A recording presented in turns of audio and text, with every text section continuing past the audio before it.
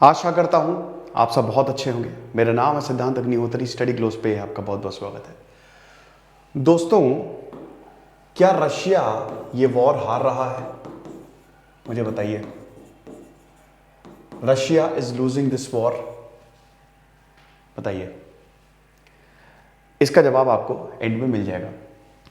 तो first thing, Vitaly गार्सिमोव, जिन्होंने जो हमेशा विनिंग मोड पे रहते थे, सेकंड जनरल थे रशिया के ये, ओके, ये खत्म हो गए हैं, मार दिया, यूक्रेन की डिफेंस मिनिस्ट्री ने क्लेम किया है। इससे पहले आंद्रे सुखोवत्स्की को मार दिया गया था यूक्रेन के इन्वेजन के लिए, वहां पे बम आया, खत्म। और अब ये विटाली गार्सिमोव को मार दिया गया, यूक्रेन ने खत्म कर दिया, ओके। ये बहुत बड़ा ब्लो है। ये हीरो थे रशिया के लिए। क्रीमिया का जो एनेक्सेशन हुआ था, बहुत बड़ा काम इन्होंने किया था। सीरिया को जो एनेक्स किया था, चेचन्या वॉर जो हुआ था 90s और 2000 तक चला था, रशिया ने इसको भी जीता था। तो भाई ये हीरो रहे थे, hero of many battles but lost this one. So अब क्यों हुआ? यहां पे दो एफएसबी ऑफिसर्स ये बोल रहे थे कि इनका जो इंक्रिप्टिव कम्युनिकेशन सिस्टम है वो फेल कर गया। इन्होंने ये बोला एरा को एक्टिवेट करो, जो उनका कम्युनिकेशन सिस्टम है, बट एरा काम ही नहीं कर रहा था, एरा इज नॉट फंक्शनिंग। तो इनके ये कुछ मैसेज भेजना चाहते थे, लेकिन इसी बीच में इनका काम तमाम हो गया, विटाली गार्सिमोव का। तो रशिया के लिए बहुत बड़ा ब्लो है। आपको बता दूं कि अभी तक 11,000 से ज्यादा रशियन सैनिक मारे जा चुके हैं और अभी रशिया ने यूक्रेन को जीता भी नहीं है।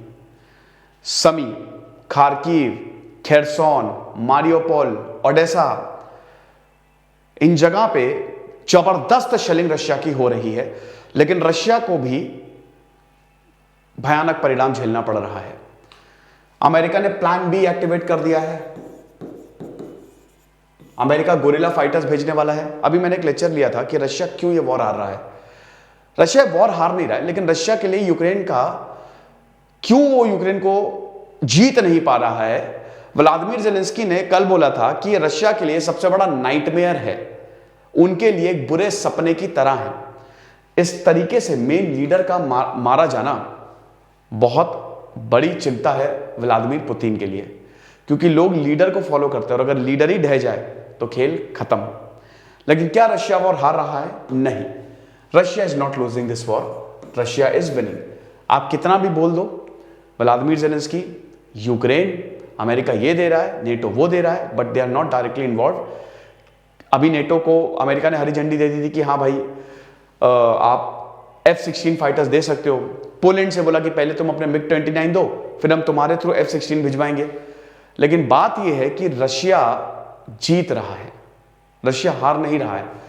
हाँ, यह बिल्कुल सही है कि इससे रशिया की जैसे जैसे वक्त बढ़ता जा रहा है, व्लादिमीर पुतिन भी टेंशन में आ रहे होंगे, उनको भी तनाव हो रहा होगा, क्योंकि यूक्रेन झुकने का नाम ही नहीं ले रहा है।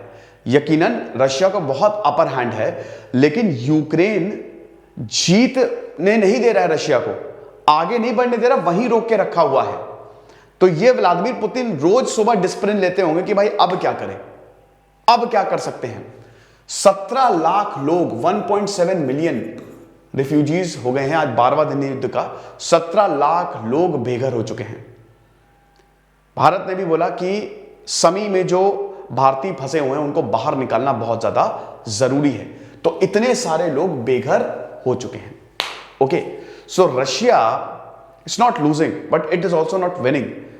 ये बड़ी बीच में सिचुएशन है। और ऐसा क्यों है? 5 रीजंस मैंने आपको बताए थे। एक तो यूक्रेन की प्रिपरेशन जबरदस्त 2014 के बाद से, फिर नॉलेज, जो लोकल एरियाज जो नॉलेज है ना जबरदस्त, फिर साइकोलॉजिकल फियर जो रशिया है, क्योंकि वहां पे रशिया के भी बहुत लोग रहते हैं।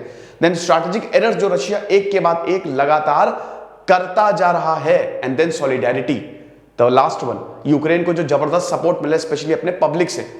तो इसीलिए यूक्रेन बड़ा मुश्किल है। और अब रशिया को अलग थलग छोड़ दिया गया पूरी तरीके से।